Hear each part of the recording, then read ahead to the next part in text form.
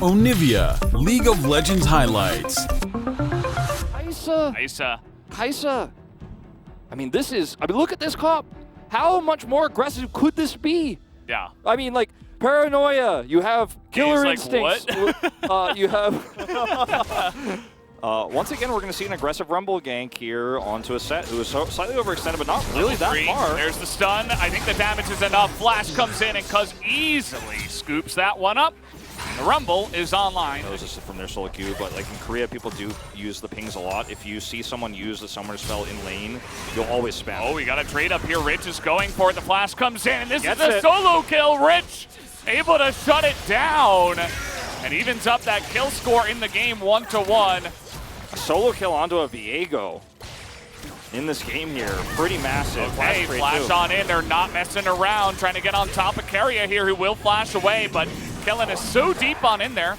Stun comes just barely, does Kana. You see that actually pop up there on the left side with the CG. Yeah, if Peanut is able to hit with the experience there that he gets while he's in there, then he can actually follow through and moonfall. He's still going to go for it anyways, no flash. You can definitely follow up on this. Rich is taking a bunch of damage, but the follow-up comes through with the Diana, and that is a very clean dive that does come in. Peanut just going to flash for safety. Not 100% sure he had to use that, but they get the kill anyway, and it is solid.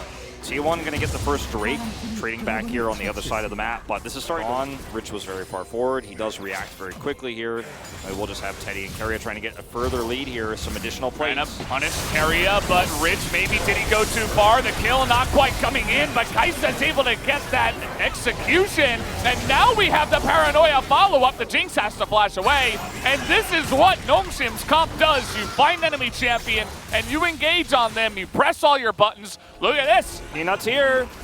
That's a really great stun. Oh, that was so beautiful. Blind two over the wall just in case he was there. It's not over yet. Peanut once more. more. On the chase, and there it is. He's got Pro Belt. Easy peasy flash on over. You got to be careful about the Viego, but you still got so much value if you're Nongshim in that top side fight. So much extra gold. They actually pull ahead. They take a gold lead, and they're going to get an extra plate here, it looks like, potentially. Okay, big fight here in the mid lane, but the grit is there, and the haymaker is huge. The solo kill for the former substitute. Xayah, something else I guess you could have considered as her own kind of safety net that she can have. Khan, maybe? Yeah, because that's going to help you against a lot of the engage tools that Nongshim have. You can counter some of that with the Rakan, and the Xayah can just flee away herself like into the air and be totally fine by the storm. So Nongshim going to look for a Drake advantage here now. And T1 are just not able to skirmish or fight. Look at the vision around the left side of the pit. Oh, look at all the pings. Like, T1's like, well, I can't be anywhere near that area. I can't be anywhere over there. They could be lying in wait for us. We don't know. Forgotten because it's been so long since we've actually had a real fight or a kill. We got to watch this. Nice. Yeah, go back to the mid lane. This is definitely what we want to see. The Heartbreaker will be denied, by the way. Here comes Peanut. Here we go, just jumping on in. Duck Tom is looking for the engage, but he went a little bit too far. He's going to be burst down, and now Rich is in the enemy jungle all alone, not able to do anything. Down he will go, and now it's a 5v3 in favor of T1. Nongshim, they are desperately looking to pull the triggers at any time possible, and they get themselves in trouble for it. Yeah, and it almost felt like if Nongshim won that fight by the turn we saw, that was really similar to what happened on the top side of the map. I was going to say, I mean, it almost like goes back to what I was going to say and explain why T1 was behind in the first place, is fights like this, but this time it goes way better, right? Nongshim are not ready to pounce and actually punish as quickly with their comp this time when the death sentence comes through. They're going to group around this Baron, but they don't have the firepower to stop this. No control wards either. Okay, there it is. There's one. And the one does come down. Will we have any Peanut. steal from Peanut? Can he get it? No. That was down to like 24 health, but not quite able to get any kind of steal. Peanut is famous for... Sometimes the AD carry role gets memed when you just get popped like a balloon, but you gotta look out for yourself, as now Faker's gotta look out for himself, able to dash over the wall to safety. Yep, he'll be okay. Kana's got a second item up now too.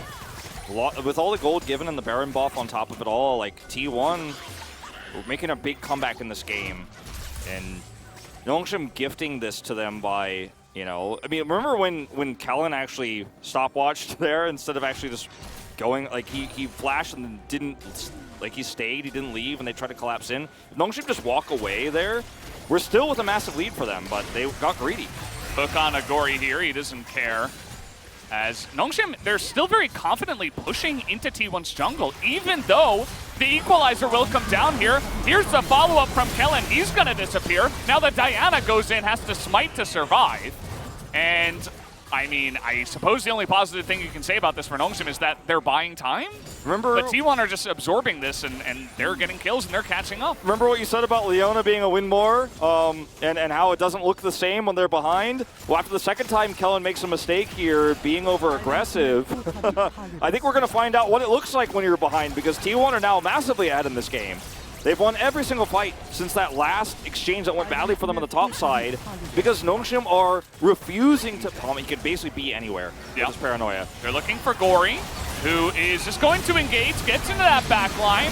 Nice base breaker as here we go. They're diving on in, and it is just immense damage into that back line, and this is exactly what we were talking about. They get on top of Teddy. He will go down. Baker is going 1v4, but it is not going to work out. It's not a clean ace, but it basically was, as Nongshim crushed them in the fight. I'm going to have to watch that one on like times 1.25 speed to actually see who got picked first, but I think it was Keria. Just looking at death timers, it was the one who was collapsed onto when Gory goes in. There it is. Actually collapses. There's 1,000 kills for Peanut. Congratulations.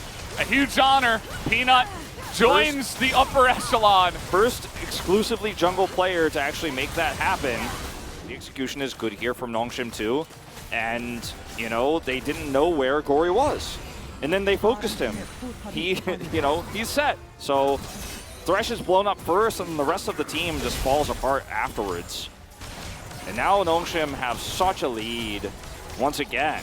Like, this game has definitely been back and forth, but Baron buffs up, Drake's, you know, 3 of them to 2, but the fact that they have Soul Point here means that the next Drake is so pressuring for T1. Like, they will have to actually fight over this. And I don't think they want to. Yeah, they're trying to jump onto Ridge, but I mean, Strybreaker Nocturne is always going to get away. As we have seen over the course of 2 games, it has been pretty easy for Ridge to avoid getting collapsed on over and over again. And this is what I was talking about. You know, Nongshim, they had many stumbles in the mid game, but it ends up not mattering because of their compass. Okay, let's try to kill Set again. I mean, watch this again. Like, he gets out totally fine. Ends up eating the equalizer damage, but now equalizer's on cooldown, so you feel even a little bit more comfortable to push through. Look at his health bar. It's like, he got like 20% health there in like 3 seconds. Plus two Ocean Drakes on top of it all to help heal him up. Ocean Drake value in the late game against the Rumble is so good, actually. Because oftentimes the Rumble will just kind of continue to use that later on because the cooldown's so low, but you can heal back through. Look at what's happening in this game now. I feel like that game, they crushed T1, and they crushed their spirits entirely. Will they make a stand? Will they have any hope of winning a team fight here? They're going to let all 3 inhibitors go down. Defensive paranoia here. It guarantees the 3rd inhibitor. And now the ball's in Nongshim's court here. They can back off. They're TPing in. If anybody dies here for T1, they win the game, but I think they might maybe force to just back off. Rumble does have his equalizer back up. Baker's going in. Okay, equalizer does nothing. And there's the engage. The Diana goes in. The hook is good, though. Nice. Zonya's, but Peanut might be in danger. And there is the Set engage once again. Everybody tries to press their buttons, but the damage isn't enough. They're kiting back very well. And they're actually finding a way to win this one. The death sentence onto the Kaisa. T1 might have done it. They're able to get 4 here in the fight. And that is massive for trying to come back in this game. Certified Clown Fiesta. They're going to tie up the Drakes with this too, unless Rich steals. Okay, which he does not. That was a little bit scary. That was pretty tense, actually. You're watching right now, you never know. But anyway, now we're seeing a group up here for Nongshim. Once again, they still have those 3 inhibitors of pressure. So even though T1 win the fight, like they're still on dire straits. They run it back. They have 2 lanes pushing. Death Sentence misses. The engage comes in. He gets the stun on the Duck Dom, but there in goes the Set. And this time it's looking a bit better, although Teddy is still alive. Still trying to kite back, but he finally goes down to the Nocturne. And that might just be it, because though he still has full health, they're trying to kite down onto Gory, as they're actually not able to break the base here. Down will go the 2 turrets, but that is it.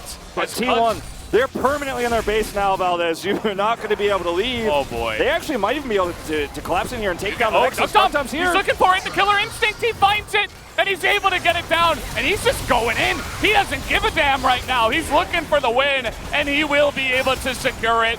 finally, at the end here, Duckdom shows up in a big way, and they're able to turn down all of the members of T1. Even Kellen survives as the Nexus goes down, and the 2-0 is secured for Nongshim here tonight. Very messy back and forth second.